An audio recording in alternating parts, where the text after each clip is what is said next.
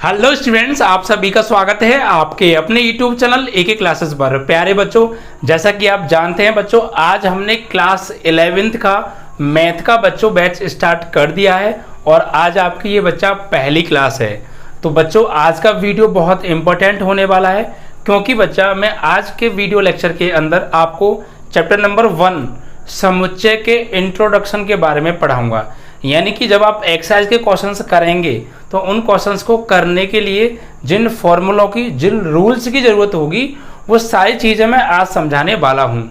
बच्चों, हम लोगों ने बैच तो अब आपका स्टार्ट कर दिया है। हमारे चैनल की बच्चा ये खासियत रहेगी कि आपको जो भी एक्सरसाइज कराई जाएगी, पहले आपको उस एक्सरसाइज का बेसिक नॉलेज बिल्कुल जड़ से उखाड़ा जाएगा। बच्चा बिल्कुल जड़ से आपको बेसिक नॉलेज दी जाएगी बच्चों, डीपली नॉलेज। ठीक है, कोई फॉर्मेलिटी नहीं निभाई जाएगी। आप 11th में हैं, हम ये 11th का बैच उस लेवल से पढ़ाएंगे कि आप लोग 12th में अच्छा स्कोर कर सकें। हम अभी से उस रणनीति से चलेंगे बच्चा कि हम लोग 12th में बहुत अच्छा स्कोर 12th के अंदर मैथ में कर सकते हैं। ठीक है, ये क्लास आपकी सिर्फ 11th ही नहीं, या फिर हम आपको जिस हिसाब से मैथ पढ़ाएंगे वो क्लास 11th का ही नहीं, हम 12th को ध्यान में रखते हुए आपके इस बैच को स्टार्ट कर रहे हैं और सारी चीज़ें बहुत अच्छे से क्लियर कराने वाले हैं। और काफ़ी चैप्टर्स क्लास 11th में ऐसे हैं जो 12th में बहुत ज़्यादा यूज होते हैं। ठीक है बच्चा, तो सारी चीज़ों को बहुत अच्छे से कराएंगे, बिल्कुल जड़ से कराएंगे, सारी चीज़ बिल्कुल बहुत डीपली कराने वाले हैं, बिल्कुल जीरो लेवल से आपको पढ़ाने वाले हैं। बस आप लोगों की एक जिम्मेदारी बनती है, सभी स्टूडेंट्स की, जितने भी बच्चे हमारी वीडियो को देख रहे हैं, ये सभी की जिम्मेदारी बनेगी कि डेली बच्चा हमारी वीडियो के लेक्चर को आप डेली, जितने भी आपके व्हाट्सएप ग्रुप हैं सभी जगह आप वीडियो को विद लिंक शेयर करेंगे, अपने व्हाट्सएप स्टेटस पर विद लिंक लगाएंगे और फेसबुक पर भी शेयर करेंगे। आप लोग इतनी जिम्मेदारी आपकी बना लीजिएगा। बाकी टेंशन छोड़ दीजिए, आपको क्या पढ़ना है, क्या पढ़ाना है हमें और आपको कैसे समझाना है, वो सारी जिम्मेदारी हमारी है बच्चा। अगर आप बच्चा ऑफलाइन बैच भी पढ़ते होंगे ना, तो मैं उस लेवल से पढ़ाऊंगा आपको कि आप ऑफलाइन बैचेस छोड़ के भाग आएंगे। आप खुद कहेंगे सर वाकई में आप ऑफलाइन बैच से भी कई गुना बेस्ट पढ़ा रहे हैं, और ऑफलाइन पढ़ना तो हमारा वेस्ट है, क्योंकि जहाँ पर आप जाते हैं बच्चा ऑफलाइन पढ़ने तो 400 से 500 रुपये आपको पर मंथ फीस देनी पड़ती है। साथ में बच्चा आपका आने और जाने का 1 से 1.5 घंटा बेकार होता है। तो मैं सारी चीज़ें आपकी बचा दूंगा, बस आप मेरे साथ रेगुलर बने रहिएगा बच्चा। ठीक है, मेहनत से पढ़िएगा, मैं पढ़ाने में कोई कमी नहीं छोड़ूंगा अपनी की तरफ से बच्चा। ठीक है, पूरा पसीना बहा दूंगा और आप देख भी रहे हैं पसीना बह भी रहा होगा। ठीक है, तो फिक्र मत कीजिएगा, बैच आज स्टार्ट हुआ है, पहली क्लास है, सारी चीज़ें बहुत अच्छे से हम आपको कराएंगे बच्चा। ठीक है, और एक बात बच्चा, देखिए क्लासेस हमारी यूट्यूब पर फ्री हैं, जैसे हम पढ़ा रहे हैं इस तरीके से आपको क्लासेस फ्री ऑफ कॉस्ट मिलेंगी। लेकिन फिर भी आप अपनी पढ़ाई को और ज़्यादा बेहतर बनाने के लिए हमसे बच्चा क्लास 11th के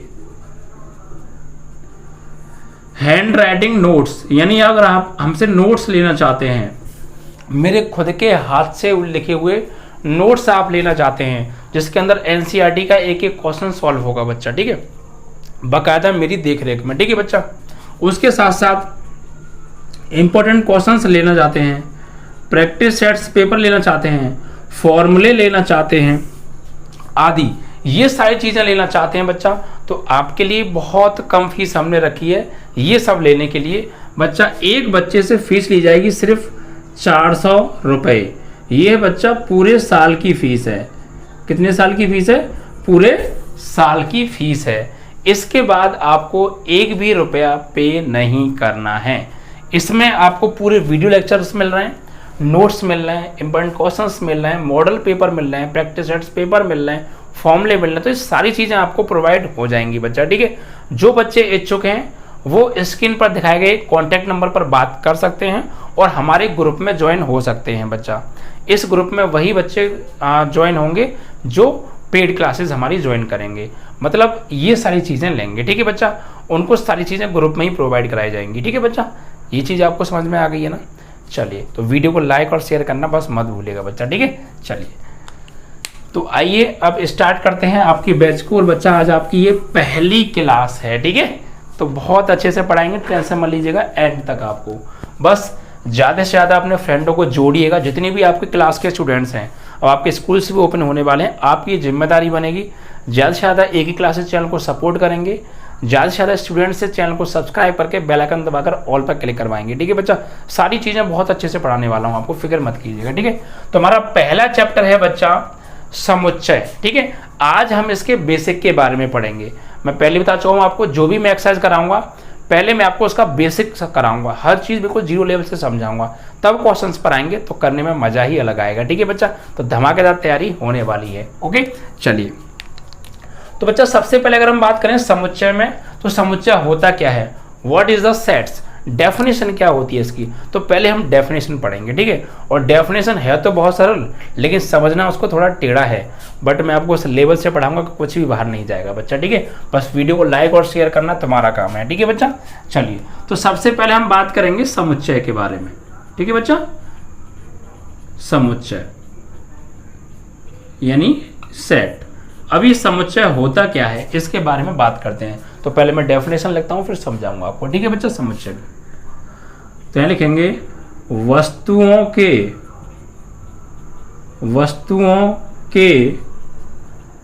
सुपरिभाषित, वस्तुओं के सुपरिभाषित समूह को, वस्तुओं के सुपरिभाषित समूह को समुच्चय कहते हैं।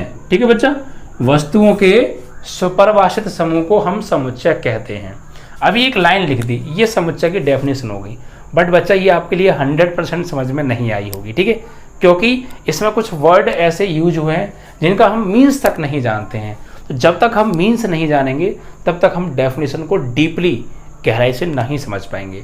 तो हम आपको पहले यहाँ पे मीन्स समझाने वाले हैं सब कुछ। ठीक है बच्चा, और उससे पहले एक चीज और लिख लीजिएगा, समुच्चय को अंग्रेजी वर्णमाला के बड़े अक्षरों यानी कैपिटल लेटर्स से प्रदर्शित करते हैं,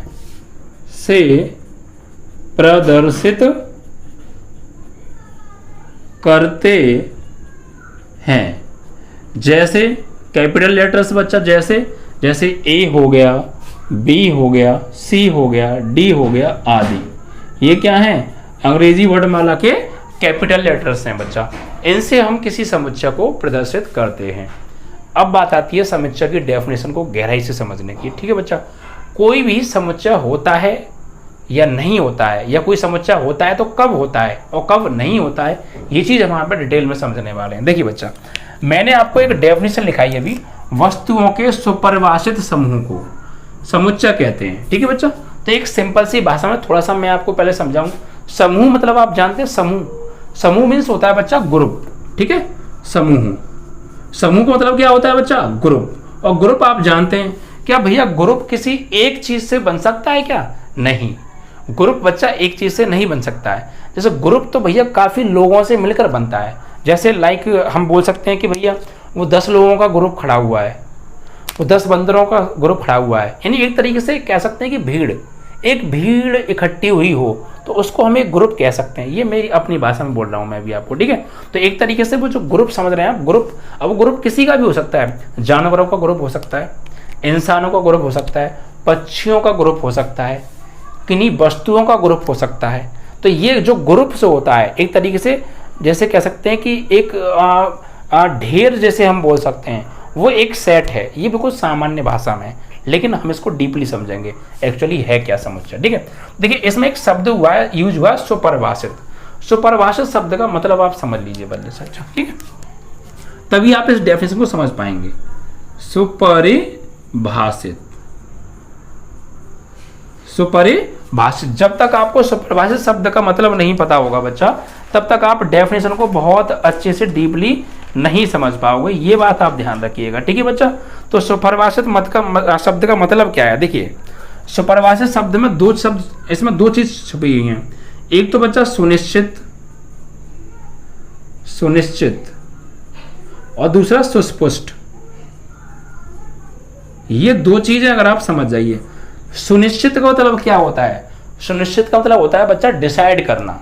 जैसे हम लोग ये डिसाइड कर पाए, जैसे कोई वस्तु है, हमने एक सेट बनाया, एक समुच्चय बनाया, और हम ये डिसाइड कर पाए कि वो वस्तु उस सेट के अंदर आ जाएगी या नहीं आएगी, ठीक है। या फिर हमने कोई ग्रुप बनाए, या मान लीजिए कोई हमने दो ढेर बनाए, कुछ वस्तुओं के ढेर बनाए।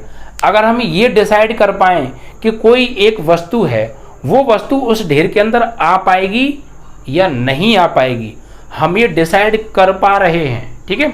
वो वस्तु उस ढेर के अंदर आएगी या नहीं आएगी, अगर हम ये डिसाइड कर पा रहे हैं तो हम समुच्चय बना सकते हैं। अगर हम ये डिसाइड ही नहीं कर पा रहे हैं कि वो वस्तु उस ढेर के अंदर आएगी या नहीं आएगी, तो फिर हम उसको समुच्चय नहीं कहेंगे, ठीक है बच्चा। तो इसका मतलब है डिसाइड कर पाना, किसी का कोई वस्तु उस ग्रुप के अंदर आएगी या नहीं कर पाएगी, ये हम सुनिश्चित कर पाएं, ये हम डिसाइड कर पाएं। अगर हम डिसाइड कर पा रहे हैं तो वो एक समुच्चय है, और डिसाइड ही नहीं कर पा रहे हैं कि वो आएगी उसके अंदर या नहीं आएगी, तो वो समुच्चय नहीं है। अभी मैं एग्जांपल दूंगा ना तो आपको 100% क्लियर हो जाएगा, ठीक है। और सुस्पष्ट का मतलब बच्चा ये है, सुस्पष्ट का मतलब ये है कि कोई भी वस्तु या कुछ और भी हो सकता है, दो बार कोई वस्तु की पुनरावृत्ति नहीं होगी, पुनरावृत्ति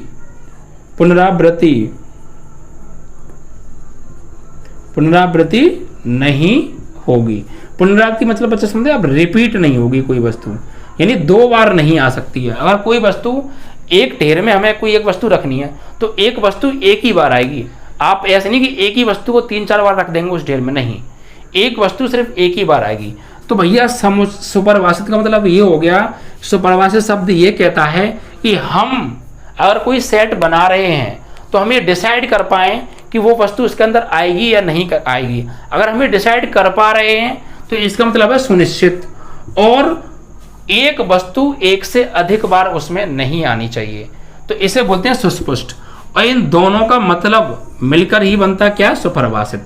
यानी कि अगर हम कोई ग्रुप बनाएं और उस ग्रुप में कोई वस्तु सिर्फ एक ही बार आनी चाहिए, और हम उसको ये डिसाइड कर पाए कि वो वस्तु उस ग्रुप के अंदर आएगी या नहीं आएगी, तो फिर हम उसको सेट कहेंगे। और अगर वस्तु एक से अधिक बार आ रही है और हम ये डिसाइड ही नहीं कर पा रहे हैं कि वो उस ग्रुप में आएगी या नहीं आएगी, तो वो समुच्चय नहीं है। तो आपको समुच्चय पहचानने के लिए दो बातें ध्यान रखनी है। पहले तो वो उस सेट के अंदर आ रही है या नहीं, हम डिसाइड कर पा रहे हैं तो वो समुच्चय है, और उसकी पुनरावृत्ति नहीं होनी चाहिए, यानी उस समुच्चय में या उस ग्रुप में कोई भी चीज बार बार रिपीट नहीं होनी चाहिए। एक चीज एक ही बार आएगी, ठीक है। तो अगर दो चीजें अगर फिक्स हो रही हैं, यानी हम डिसाइड भी कर पा रहे हैं और कोई वस्तु सिर्फ एक ही बार आ रही है, रिपीट नहीं हो रही है, तो वो सेट है, अदरवाइज सेट नहीं है। अब ये चीज हमने थोड़ा सा, लेकिन जिस चीज की हमें जरूरत थी, जो चीज हमें समझनी थी, हमने सीधे अटैक उसी चीज पे किया है, कोई इधर उधर की फालतू चीजें नहीं पड़ी हैं। अब हम सीधे एग्जाम्पल पर आते हैं। जो बातें मैंने बताई हैं सिर्फ उन्हीं दो बातों को चेक करेंगे। आपका सेट का एक भी क्वेश्चन ऐसा नहीं हो सकता जिसको आप पहचान ना पाए कि सेट है या नहीं है, ठीक है। जैसे एग्जाम्पल देते हैं बच्चा, ठीक है। एग्जाम्पल से ना 100% चीजें क्लियर हो जाती हैं। जैसे अगर मैं आपसे ये कहूं, कक्षा किसी स्कूल की कक्षा 11वीं के छात्रों का समुच्चय है ना, किसी स्कूल के कक्षा 11वीं के छात्रों का समुच्चय, ठीक है। किसी स्कूल, या मान लीजिए आप ही का स्कूल है, ठीक है। अगर हम एक समुच्चय बना रहे हैं, ठीक है, और समुच्चय किसका बना रहे हैं? आपके स्कूल की क्लास 11th के स्टूडेंटों का बना रहे हैं, तो क्या हम ये डिसाइड कर पाएंगे कि ये बच्चा उस ग्रुप में आएगा या ये बच्चा उस ग्रुप में नहीं आएगा? तो इजीली हम डिसाइड कर पाएंगे। भाई हम क्लास 11th के स्टूडेंट्स का एक समुच्चय बना रहे हैं, तो जाहिर सी बात है उसके अंदर वही स्टूडेंट्स आएंगे जो क्लास 11th में होंगे। क्लास 10th का बच्चा तो उसके अंदर नहीं आएगा। तो हम ये डिसाइड कर पा रहे हैं ना कि कौन सा बच्चा उसके अंदर आएगा। उसके अंदर सिर्फ वही बच्चा आएगा जो कक्षा 11वीं का छात्र है या छात्रा है। कक्षा 10वीं की छात्र या छात्रा तो उसमें नहीं आएगी। तो हम इजीली डिसाइड कर पा रहे हैं या नहीं कर पा रहे हैं। मैंने क्या कहा था, एक तो डिसाइड करना और एक कोई चीज दोबारा उसमें रिपीट ना हो। अगर ये दो चीजें हम समझ पा रहे हैं तो समुच्चय भी समझ जाएंगे। ठीक है, तो मैं हर समुच्चय में ये चीज देखनी है, समुच्चय है या नहीं। ये जानने के लिए सिर्फ दो ही चीज आपको देखनी है। क्या? एक तो आप डिसाइड कर पा रहे हैं या नहीं, और कोई चीज रिपीट नहीं हो रही है तो वो समुच्चय है। और हम डिसाइड ही नहीं कर पा रहे हैं या चीजें एक ही चीज बार बार रिपीट हो रही है तो वो समुच्चय नहीं है। समझ में आया? अपनी भाषा में लिख लीजिए अगर कोई दिक्कत हो तो। ठीक है, मैं पूरी तरह समझा रहा हूँ आपको। तो बच्चा आप मान लीजिए आप ही का स्कूल है, तो आपके स्कूल के कक्षा 11वीं के छात्रों का समुच्चय मुझे एक बनाना है। तो भैया अगर मैं एक समुच्चय बनाऊंगा तो आपकी क्लास में जितने भी स्टूडेंट हैं क्लास 11th के, है ना, तो वही स्टूडेंट्स उस ग्रुप में आएंगे, वही स्टूडेंट्स उस समुच्चय में आएंगे। उनके अलावा कोई और स्टूडेंट्स तो उस ग्रुप में नहीं आ सकता है। क्यों?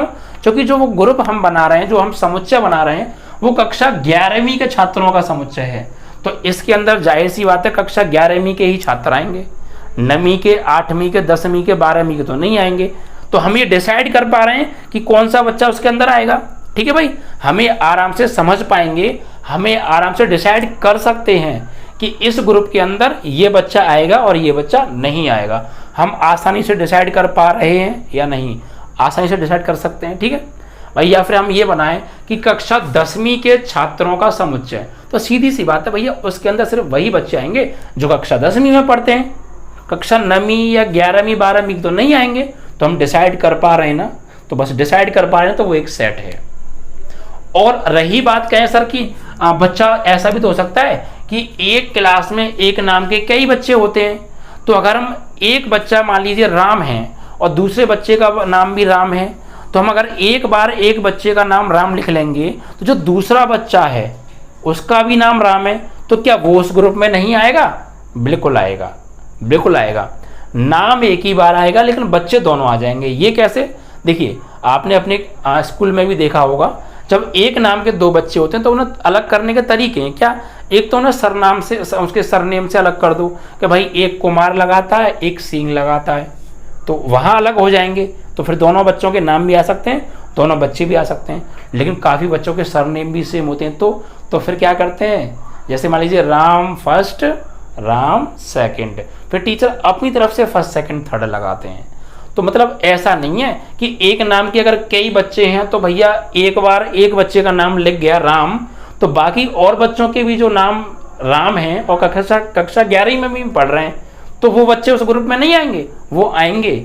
लेकिन उनको फिर हम अलग अलग करने का कुछ सोचेंगे, जैसे Ram first, Ram second, Ram third लगा सकते हैं। ठीक है, तो उन्हें अलग अलग तो कर दिया जाएगा ना। तो बस यही है। तो हम डिसाइड कर पा रहे हैं कि हाँ भैया इस ग्रुप में ये बच्चे आएंगे, तो इट मीन्स ये एक समुच्चय है। ठीक है, और कोई बच्चा रिपीट भी नहीं हो रहा है। भाई किसी बच्चे का नाम रिपीट तो नहीं हो रहा है ना, और अगर नाम सेम है, सरनेम भी सेम है, तो हम फर्स्ट सेकंड लगा के उन्हें अलग कर तो रहे हैं। बच्चे तो अलग अलग हैं, नाम ही तो सेम है, तो नाम को हम पहचानने के लिए फर्स्ट सेकंड थर्ड लगा तो रहे हैं। ठीक है, तो हम डिसाइड कर पा रहे हैं कि कौन सा बच्चा इस ग्रुप में आएगा, कौन सा नहीं आएगा। और कोई एक बच्चा बार बार रिपीट भी नहीं हो रहा है। अब ऐसा तो नहीं होता होगा आपके अटेंडेंस रजिस्टर में कि राम फर्स्ट, फिर 4 बच्चों के बाद फिर एक और राम फर्स्ट आ गया, वो राम फर्स्ट नहीं, वो राम सेकंड आता होगा। ठीक है, तो रिपीट तो नहीं हो रहा ना, राम फर्स्ट और राम सेकंड में डिफरेंस है ना, वो फर्स्ट है वो सेकंड है, तो चेंज हो गया ना, तो रिपीट तो नहीं हुआ ना। और हम ये भी सुनिश्चित कर पा रहे हैं कि इसके अंदर ये बच्चा आएगा, ये नहीं आएगा। भाई कक्षा 11वीं का अगर हम ग्रुप बना रहे हैं तो उसके अंदर कक्षा 11वीं का ही स्टूडेंट आएगा, 10वीं का तो नहीं आएगा। तो हम यहाँ सुनिश्चित कर पा रहे हैं ना, डिसाइड कर पा रहे हैं ना, तो एक समुच्चय है। ठीक है बच्चा, समझ में आ रही है आपको चीज़ें? तो बच्चा पूरा पसीना बहा दूंगा, ध्यान रखिएगा। बस आप लोगों की मुझे बस सपोर्ट की ज़रूरत है। भैया चैनल को इतना शेयर कर दीजिएगा, इतना शेयर कर दीजिएगा, ज़्यादा से ज़्यादा स्टूडेंट्स को जोड़ लीजिएगा बस। ठीक है बच्चा, ये आपकी जिम्मेदारी है। तो समझ में आया ग्रुप? बस 2 चीज़ों पर फोकस करो समुच्चय पहचानने के लिए। हम डिसाइड कर पा रहे हैं या नहीं कि उस सेट में आएगा या नहीं आएगा, और कोई रिपीट तो नहीं हो रहा है। अगर रिपीट हो रहा है और डिसाइड भी नहीं कर पा रहे हैं, समुच्चय नहीं है। इन दोनों में से अगर कोई एक भी चीज़ हो रही है तो वो समुच्चय नहीं होगा। जैसे मान लीजिए रिपीट तो हो नहीं रहा है लेकिन हम डिसाइड ही नहीं कर पा रहे हैं तो भी समुच्चय नहीं है, या हम डिसाइड कर पा रहे हैं लेकिन रिपीट हो रहा है तो भी समुच्चय नहीं है। समुच्चय होने के लिए हम डिसाइड भी कर पाएं और रिपीट भी नहीं होना चाहिए, दोनों बातों का होना जरूरी है, तो वो एक समुच्चय होगा। और भी एग्जाम्पल ले सकते हैं, जैसे देखिए एग्जाम्पलों से ही इस चीज को समझा जा सकता है 100% तरीके से। ठीक है बच्चा, डेफिनेशन पर जाएंगे तो आप 100% तरीके से नहीं समझ सकते हैं। ठीक है, तो मैंने आपको सुपरवासी शब्दों का मतलब भी समझा दिया है, इनका मतलब आप लिख लीजिएगा बच्चा पार्टी। ठीक है, अब देखिए एक और एग्जाम्पल लेते हैं, एग्जाम्पल से ही आपको 100% क्लियर होगा। जैसे मैं ये कहूं बच्चा 1 से 10, 1 तथा 10, 1 तथा 10 के बीच की सम संख्याएं, तो इनसे क्या समुच्चय बन जाएगा? क्या एक समुच्चय होगा ये? तो बच्चा ये पक्का समुच्चय होगा। क्यों? क्योंकि 1 और 10 के बीच की सम संख्याओं की बात कर रहे हैं, तो 1 और 10 के बीच की सम संख्याओं को लेकर अगर हम एक समुच्चय बनाएंगे तो समुच्चय बन जाएगा, वाकई में वो समुच्चय होगा भी। क्यों? क्योंकि हम डिसाइड कर पा रहे हैं कि उस समुच्चय के अंदर कौन कौन आएगा, हम ये डिसाइड कर पा रहे हैं कि उस समुच्चय के अंदर कौन कौन सी संख्याएं आएंगी। उस समुच्चय के अंदर सिर्फ 1 और 10 के बीच की सम संख्याएं आएंगी, यानी कि 1 और 10 के बीच में सम संख्याएं कौन कौन सी होती हैं? 2 आ सकता है, 4 आ सकता है, 6 आ सकता है और 8 आ सकता है। क्या इनके अलावा कोई और संख्या आ सकती है क्या उस सेट में? नहीं आ सकती है। तो हम डिसाइड कर पा रहे हैं ना, डिसाइड कर पा रहे हैं ना, कोई नंबर रिपीट हो रहा है क्या? नहीं हो रहा है। तो दोनों शर्तें पूरी हो रही हैं, हम डिसाइड भी कर पा रहे हैं कि कौन सी संख्या इस समुच्चय में आएगी और कौन सी नहीं आएगी, और कोई अंक रिपीट भी नहीं हो रहा है। इट मीन्स दैट ये एक समुच्चय है। क्या इसमें 10 आ जाएगा? नहीं आएगा।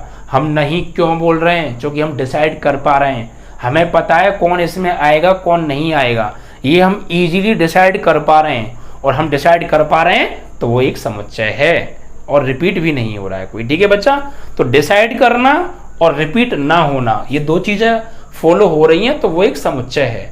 भाई 1 और 10 के बीच की बात हो रही है, 1 और 10 भी नहीं ले सकते भाई, वैसे भी 1 तो विषम संख्या है तो आएगा ही नहीं, सम संख्याओं की बात हो रही है ना, और 10 तो सम संख्या है लेकिन 10 नहीं आ सकता है। क्यों? क्योंकि 1 और 10 के बीच की बोली है, तो इनके बीच के नंबर ले सकते हैं, इन्हें कोने वालों को नहीं ले सकते हैं। तो हम डिसाइड कर पा रहे हैं ना। मैं ये कहूं कि इसमें 12 आ जाएगा तो आप साफ मना कर देंगे, नहीं आ सकता 12। क्यों? क्योंकि 1 और 10 के बीच के लिए कहा है, 12 तो बाहर हो गया। तो आप डिसाइड कर पाए ना कौन सा नंबर आएगा कौन सा नंबर नहीं आएगा। मैंने ये क्या 14 आ जाएगा तो तुरंत बोल देंगे आप, अरे सर 14 तो आ ही नहीं सकता है। क्यों? क्योंकि 1 और 10 के बीच के लिए कहा गया है, 14 तो 10 से भी आगे नंबर है, बाहर निकल गया। 1 और 10 के बीच में तो 14 आता नहीं है। तो आप डिसाइड कर पाए ना कि कौन सा नंबर आएगा कौन सा नंबर नहीं आएगा। तो बस अगर आप डिसाइड कर पा रहे हैं और कोई नंबर रिपीट नहीं हो रहा है तो वो एक समुच्चय है। बस ये दो चीजें पकड़ लो।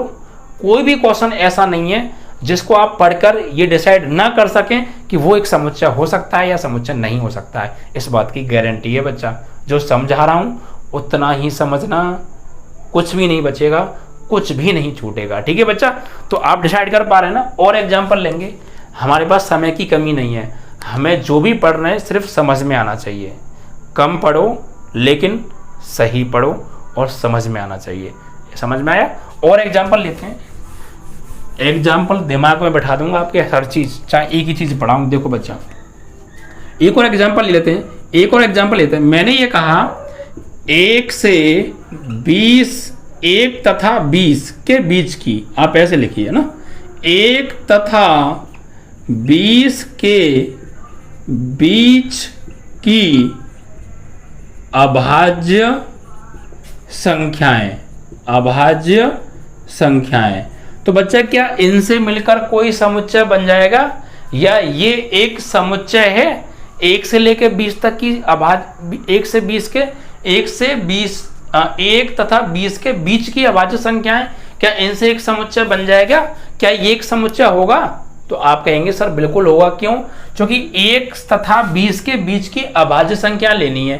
तो अभाज्य संख्या कौन कौन सी होती हैं, या अभाज्य संख्या किन्हें कहते हैं? ऐसी संख्याएं जो 1 से पूरी पूरी कटें और खुद से भी पूरी पूरी कटें, इसके अलावा अन्य संख्याओं से भी पूरी पूरी ना कटे। हाँ बोलने वाले थे ना बच्चा ना। अभाज्य संख्या सिर्फ उन्हें कहते हैं जो अपने आप से कटे और 1 से कटे, इसके अलावा अन्य संख्याओं से नहीं कटनी चाहिए, ठीक है, पूरी पूरी, तो वो अभाज्य संख्या होती हैं। अब जैसे 1 और 20 के बीच में अभाज्य संख्या कौन कौन सी हैं? कि एक अभाज्य संख्या 2 है, क्योंकि 2 के सिर्फ 2 ही गुणनखंड हैं, एक 1 और एक खुद। अभाज्य संख्याओं के सिर्फ 2 ही गुणनखंड होते हैं, ना 2 से ज्यादा होते हैं और ना 2 से कम होते हैं, ओनली 2 फैक्टर्स। तो 2 से कटेगा और 1 से कटेगा, तो 2 ही फैक्टर हो गए। 3 खुद से कटेगा और 1 से कटेगा, तो 2 ही फैक्टर हैं। 5, 7, 11, 13, 17, 19, यही संख्याएं तो आएंगी। अगर हम समुच्चय बनाएंगे तो उसके अंदर कौन कौन सी संख्या आएंगी? सिर्फ यही संख्याएं आएंगी या नहीं आएंगी? तो ये एक समुच्चय होगा। क्यों? क्योंकि हम ये सुनिश्चित कर पा रहे हैं, हम ये डिसाइड कर पा रहे हैं कि कौन कौन से नंबर आएंगे और कौन कौन से नहीं आएंगे, और कोई नंबर रिपीट भी नहीं हो रहा है। इट मीन्स अगर इनसे हम कोई समुच्चय बनाएंगे तो वो समुच्चय बन जाएगा। और या फिर अगर कहें कि एक समुच्चय है तो ये समुच्चय होगा, क्योंकि यहाँ पर हम डिसाइड कर पा रहे हैं। बार बार बोल रहा हूँ डिसाइड, रिपीट नहीं होना चाहिए, बार बार बोल रहा हूँ इन 2 बातों को, बस 2 ही बातों के पीछे तो पूरी डेफिनेशन छुपी हुई है, ठीक है। अगर मैं आपसे ये कहूँ क्या इसमें 23 आ जाएगा? 23 एक अभाज्य संख्या है, तो 23 इसमें आ जाएगा, तो आप तुरंत बोलेंगे सर 23 कैसे आ जाएगा? आपने कहा है सर कि 1 तथा 20 के बीच की अभाज्य संख्या लेनी है, जबकि 23 तो 1 और 20 के बीच में नहीं आता है, तो वो कैसे आ जाएगा? इस बात को कौन बोल रहा है? मैं नहीं बोल रहा भाई, आप खुद बोलोगे। तो आप क्यों बोल रहे हैं? क्योंकि आप डिसाइड कर पा रहे हैं कि ये नंबर इसके अंदर आएगा या ये वाला नंबर इसके अंदर नहीं आएगा। अगर आप डिसाइड कर पा रहे हैं तो वो एक समुच्चय है, और आप डिसाइड ही नहीं कर पा रहे हैं तो वो एक समुच्चय नहीं है, और रिपीट भी नहीं होना चाहिए। ये मैंने एग्जाम्पल दिए थे समुच्चय होने के। अब 1-2 एग्जाम्पल में समुच्चय ना होने के भी दे देता हूँ, तो आप समझ पाएंगे ना कि हम डिसाइड कब नहीं कर पाते हैं या डिसाइड कब कर पाते हैं, ये भी तो क्लियर होना चाहिए। अगर आपके लिए एग्जाम्पल मैंने ये कहा कि मोहल्ले के अच्छे लोगों का समुच्चय, ठीक है भाई, आपके मोहल्ले की बात कर रहा हूं मैं, ठीक है, मोहल्ले के लोगों का समुच्चय, ठीक है, इसकी बात कर रहे हैं। तो यह क्या ये एक समुच्चय होगा, या इससे क्या एक समुच्चय बनाया जा सकता है? तो भैया अच्छे होना, मोहल्ले के अच्छे होना मतलब मोहल्ले के लोग अच्छे होना, या फिर ये भी कह सकते हैं कि अच्छे छात्रों का समुच्चय या होशियार छात्रों का समुच्चय। अगर ये शब्द आ जाए तो ये जो अच्छा होना है ना बच्चा, अच्छा होना या होशियार होना, इंटेलिजेंट होना, तो बच्चा ये जो है आपके सुपरिभाषित समूह नहीं है, ये सुपरिभाषित समूह नहीं होते हैं बच्चे, ये सुपरिभाषित शब्द नहीं होते हैं। अच्छा होना, होशियार होना, ये सुपरिभाषित समूह की श्रेणी में नहीं आते हैं। It's are not well defined word, ये वेल डिफाइंड वर्ड नहीं होते हैं। क्यों? क्योंकि बच्चा देखिए, आपकी कॉलोनी में अच्छे लोग कैसे हो सकते हैं? कोई अच्छा तो इस तरीके से कि भैया वो व्यक्ति सबकी हेल्प करता है, तो वो अच्छा हो गया। एक अच्छा इसलिए भैया कि वो व्यक्ति सबसे बहुत प्यार से बहुत अच्छी तरीके से बात करता है, तो वो इसलिए अच्छा हो गया। एक व्यक्ति इसलिए हो गया भैया अच्छा कि वो सबके हालचाल पूछता है। एक अच्छा इसलिए कि भैया वो एकदम हष्ट-पुष्ट है। तो यार आप किसको अच्छा मानेंगे?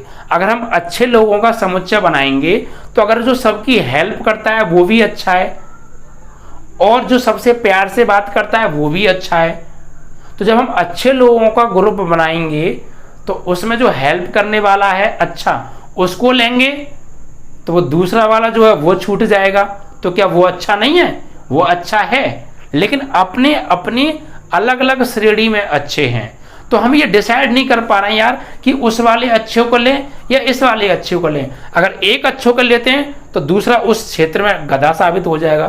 भाई अगर हमें ये बात करें कि एक व्यक्ति अच्छा इसलिए कि वो सबकी हेल्प करता है, एक व्यक्ति अच्छा इसलिए कि वो सबसे प्यार से बात करता है, तो अगर हम हेल्प करने वाले को अच्छे ग्रुप में रखेंगे तो वो तो हेल्प नहीं करता है, वो तो प्यार से बात करता है इसलिए अच्छा है, तो वो उस लाइन में गधा साबित हो जाएगा, तो वो उस ग्रुप में नहीं आ सकता है। लेकिन वो अच्छा है, लेकिन उसकी क्वालिटी अलग है अच्छे होने की, तो फिर कौन से अच्छे को लें, तो हम डिसाइड नहीं कर पा रहे हैं, तो वो समुच्चय नहीं हो सकता है, उससे समुच्चय नहीं बन सकता है। समझ में आया बच्चा? और एक एग्जांपल लो, अगर कोई ये कहे कि कक्षा 11वीं के होशियार यानी इंटेलिजेंट छात्रों का समुच्चय, छात्र, तो छात्रों का समुच्चय मान लीजिए छात्र,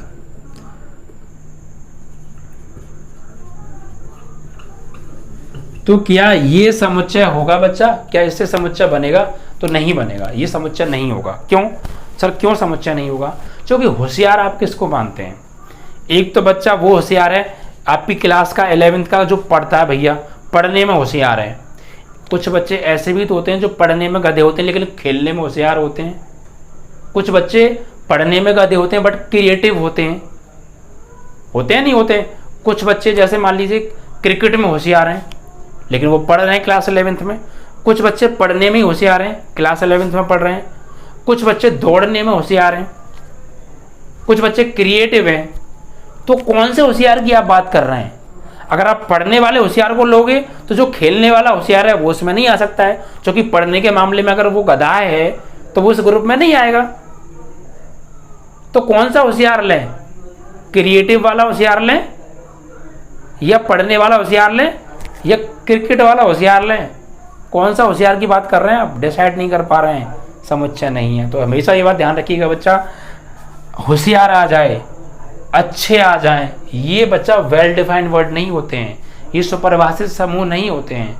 तो इस टाइप के जो सेट, इस टाइप की चीज़ों से मिलकर जो ग्रुप होता है वो समुच्चय नहीं बन सकता है। ठीक है बच्चा? तो आई होप कि इतना पसीना बहाने पर और समझाने पर आप ये समझ गए होंगे कि क्या क्या समुच्चय है और क्या समुच्चय नहीं है। समझ पा रहे हैं आप? ठीक है, तो बस ये मेरे लिए समझाना जरूरी था पहले, क्योंकि जिस चैप्टर का जो नाम है वो है समुच्चय, और हम समुच्चय को ही नहीं समझ पाते हैं तो फिर आगे का पढ़ना यार व्यर्थ है। बेशक मैं एक क्लास में सिर्फ समुच्चय को ही समझा रहा हूँ, लेकिन समझ में तो आ गया ना। जो चैप्टर हम पढ़ रहे हैं या जिस नाम के ऊपर चैप्टर है वो हम अच्छे से समझ गए। ठीक है, अब आगे की स्टोरी अगले वीडियो में मिलेगी। वीडियो को लाइक शेयर करना मत भूलिएगा। ओके।